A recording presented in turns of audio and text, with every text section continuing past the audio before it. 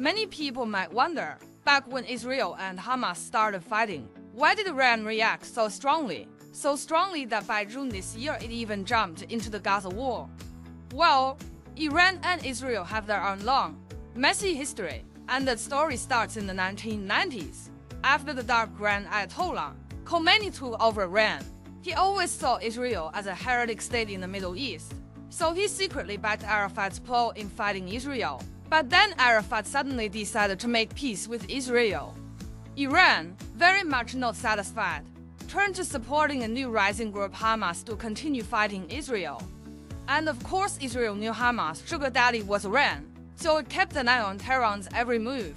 In 2009, Israel found what looked like an Iranian nuclear bomb building site. Israel immediately passed the intel to the US. Obama then publicly told Iran, "Stop building that thing right now." But Iran insisted, "This is a civilian nuclear power plant." Then Netanyahu jumped out yelling, "What kind of power plant is built 80 meters underground?" Iran shot back, "Where we build our plant is none of your damn business."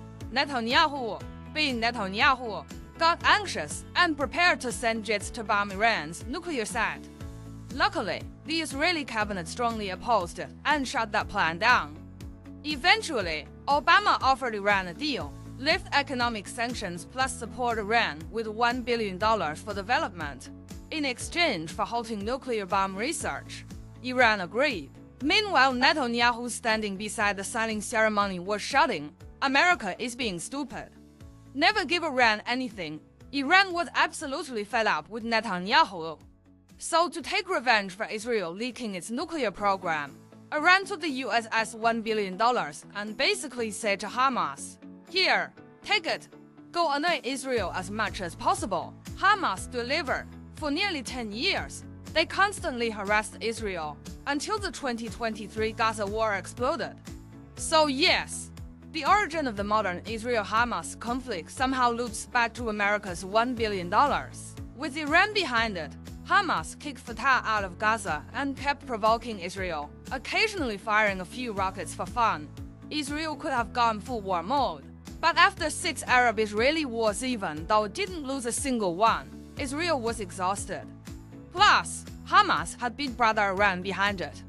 If Israel fought Hamas seriously, Iran would intervene, and boom, Middle East War No. 7. So Israel's policy was basically, we'll tolerate them for now. But Netanyahu, oh no, he wanted to pour gasoline onto the already messy Israeli-Palestinian situation. And he definitely wanted to deal with Iran someday. When Trump took office in 2017, Netanyahu, who is like Trump's very distant relative spiritually, started convincing Trump to ditch the Iran nuclear deal. To win Trump's support, Netanyahu brought out some mysterious evidence that Iran was secretly making nukes even after signing the deal. Trump, having no idea what was going on, immediately tore up Obama's nuclear agreement and reinstated sanctions on Iran. Iran was furious. "Seriously, I didn't even bother you yet, and you're already on my case." Iran's leader Rouhani boosted weapon support for Hamas, telling them to crank up the harassment of Israel. Hamas responded enthusiastically. Some members even began doing Nazi salutes to prove their determination to destroy the Jews like the old days. As if that was a good idea, on October 7, 2023, Hamas launched its largest ever surprise attack on Israel. Netanyahu was thrilled. Finally, a reason to convince the cabinet to go all in. The next day, Lebanon's Hezbollah also jumped into the fight, helping Hamas and hitting Israel from the north. Israel was caught completely off guard. Iran's current Ayatollah, Khomeini, praised Hamas and Hezbollah loudly, while loudly denying Iran had any involvement. Netanyahu didn't believe a word.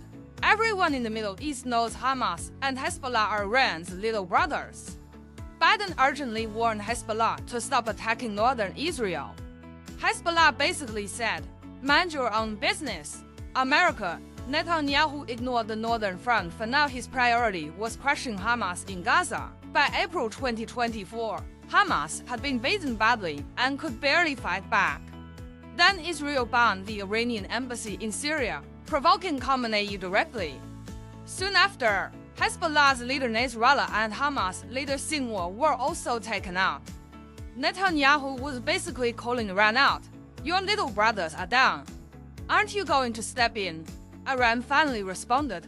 Israel, wait for it. In October 2024, Iran launched a nighttime missile attack on Israel. The big brother finally stepped onto the battlefield. Netanyahu had been waiting for this moment. If Iran strikes first, then Israel gets a legitimate reason to bomb Iran's nuclear sites. But only the US has bunker-buster missiles capable of striking 80 meters underground. Netanyahu begged Biden to cooperate. Biden refused. So Netanyahu waited for the US election. If his distant relative Trump returned to the White House, he believed Iran would collapse. Trump did return and then suddenly wanted to improve relations with Iran. Netanyahu nearly fainted. You're not joining the attack.